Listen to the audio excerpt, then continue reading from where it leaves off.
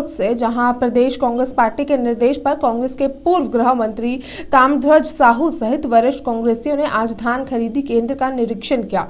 इस दौरान उन्होंने भाजपा सरकार पर आरोप लगाते हुए कहा कि किसान परेशान है और सरकार ने किसानों के लिए किए वादों को पूरा नहीं किया है। ताम्रध्वज साहू ने कहा कि सोसाइटी से धान का उठाव नहीं हो रहा और धान खरीदे केंद्रों में उचित व्यवस्था नहीं की जा रही। इसके साथ ही उन्होंने ये भी बताया कि किसानों को एक साथ भुगतान का वादा किया था, लेकिन केवल समर्थन मूल्य का पैसा ही मिल रहा है। और इसका सर 1.5 साल से उनका बकाया बाकी है। आज तक एक भी सोसाइटी से कोई धान का उठाव नहीं हुआ है, क्योंकि हमारी सरकार थी तो 120 रुपया इसमें मिलर्स लोगों को उठाव वालों को दिए थे। अब उसको कम करके 60 कर दिया गया है। तो उस दृष्टिकोण से भी उनका बात चल रहा है, लेकिन अभी तक उसमें निर्णय नहीं होने के कारण सारे खरीदी केंद्रों में धान डंप हो गया है। रखने का जगह नहीं है, ढकने के लिए तिरपाल नहीं है। धान पानी गिरने पर अलग सड़ेगा।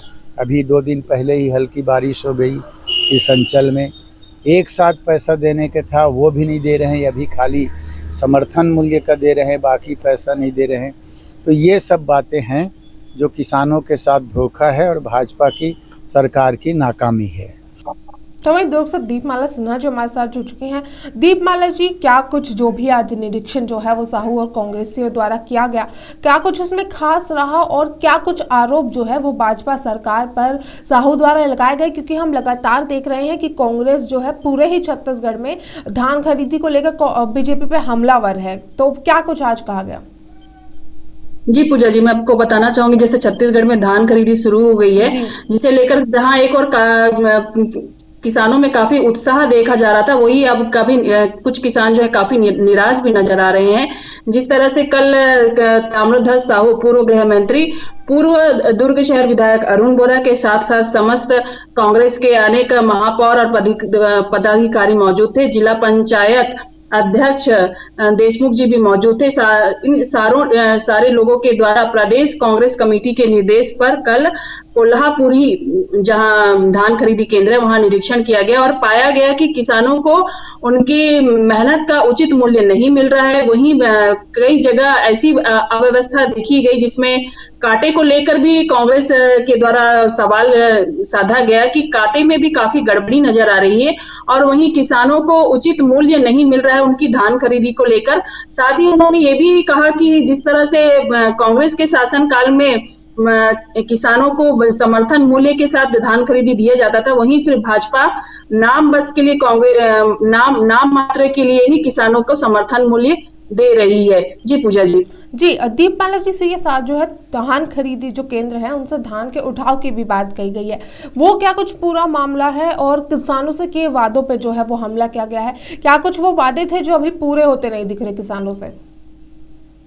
जी पूजा जी, जिस तरह से कहा धान उठाव को लेकर मौसम कुछ दिनों पहले जो है मौसम खराब था, उसे लेकर लगातार चिंता का विषय था। लेकिन किसी भी धान खरीदी केंद्र में अगर इस तरह से मौसम बिगड़ने पर बारिश हो जाती तो सारे धान जो है भीग जाते। वहां पे उनको रखने की कोई व्यवस्था नहीं थी। बारिश में अगर किसी अनिश्चित रूप से अगर बारिश हो जाती तो काफी नुकसान हो जाता किसानों को और ये काफी चिंता का विषय था। लेकिन किसी भी धान खरीदी केंद्र में इनकी सुरक्षा के लिए कोई इंतजाम नहीं किए गए थे। साथ ही जिस तरह से कांग्रेस का लगातार इल्जाम लगाया जा रहा है कि इन्हें समर्थन मूल्य नहीं दिया जा रहा है, साथ ही बरदाने की भी व्यवस्था नहीं है, साथ ही जो नाप तौल की व्यवस्था है वो भी उचित नहीं है और कई किसानों को जो है जिस तरह से भाजपा सरकार द्वारा ऑनलाइन टोकन लेकर धान खरीदी केंद्रों पे जा रहे हैं, वो ऑनलाइन टोकन के लिए भी उन्होंने काफी चिंता जताई कि जो कई किसान होते हैं जिन्हें ऑनलाइन टोकन प्राप्त करने के लिए असुविधा प्राप्त हो रही है और जो ऑनलाइन टोकन ले भी रहे हैं उन्हें 1 महीने बाद का समय दिया जा रहा है और वहीं जो उपस्थित होके जो वहां पे टोकन ले रहे हैं उन्हें भी काफी दिक्कतों का सामना करना पड़ रहा है। वहीं धान समर्थन मूल्य की बात की जाए तो वो भी उन्हें काफी कम किया जा रहा है। जिस तरह से उन्हें कहा गया था 3100 रुपए दिया जाएगा, और यहाँ पे उन्हें सिर्फ 2300 रुपया दिया जा रहा है। जी पूजा जी। लेकिन दीपमाला जी, जैसे कि आपने कहा कि बारिश का जिक्र आपने किया था, तो लेकिन ये तो काफी मूल बात है कि अगर आप धान खरीदी केंद्र बना रहे हैं तो कहीं ना कहीं आपको उनके रख रखाव की भी जो है वो चिंता होनी चाहिए, उसका भी ख्याल रखना चाहिए। आखिर ये चीजों की गलती हो क्यों रही है? और टोकन की आपने बात करी तो हमने कई जगहों पे देखा है कि ऑनलाइन टोकन से जो है वो किसानों को काफी दिक्कतें आ रही हैं, उसके बाद भी इतना लॉन्ग पीरियड ऑफ टाइम आखिर उनको अपनी धान बिक्री के लिए क्यों दिया जा रहा है? जी पूजा जी, जैसे कि किसान छत्तीसगढ़ किसान प्रधान देश है, यहाँ पे छत्तीसगढ़ एक धान का कटोरा कहा जाता है। इसी समय का सारे किसानों को इंतजार रहता है कि ताकि वो अपना धान बेचकर अपना मेहनताना वसूल सके। लगातार किसानों को जो है ऑनलाइन टोकन की समस्या आ रही है। ऑनलाइन टोकन में भी उन्हें काफी लंबी कतारों में लगा दिया गया है। ऑनलाइन टोकन के लिए भी 1-1 महीने की कतार लगा दिया गया है। वही मैं बात करूं तो बारिश के लिए यहाँ पे किसी भी आप धान खरीदी केंद्र में चले जाए, वहां किसी तरह की सुरक्षा का कोई इंतजाम नहीं किया गया है। ये जिला प्रशासन द्वारा बार बार कहा जा रहा था कि हमने व्यवस्था की है, हमने अगर बारिश होती है तो हम इन धान के लिए बरदाने की व्यवस्था उसको किसी भी तरह सुरक्षित रखने की व्यवस्था की है। लेकिन कल जब कांग्रेस के पूर्व गृह मंत्री ताम्रध्वज साहू जी ने निरीक्षण किया सभी धान केंद्रों में, वहां उन्होंने देखा कि इस तरह की कोई सुरक्षा की व्यवस्था नहीं रखी गई है। और वहीं टोकन की बात की जाए तो 60 और 40 का जो रेशियो रखा गया है, 60% जो है ऑनलाइन टोकन खरीद सकते हैं, वहीं जो 40% है वो आप जाके वहां से रसीद प्राप्त करके ले सकते हैं। लेकिन इसमें भी काफी दिक्कतें हैं।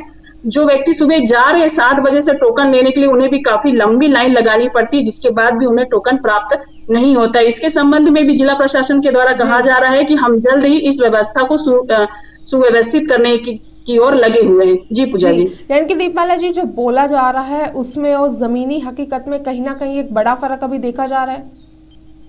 जी पूजा जी, बिल्कुल आपने सही कहा।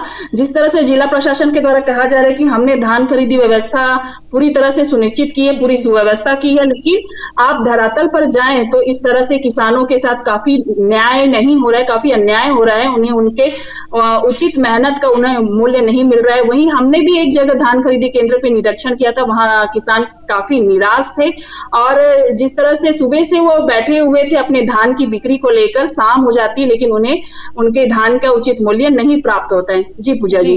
दीपमाला जी, आपका बहुत बहुत शुक्रिया तमाम जानकारी के लिए।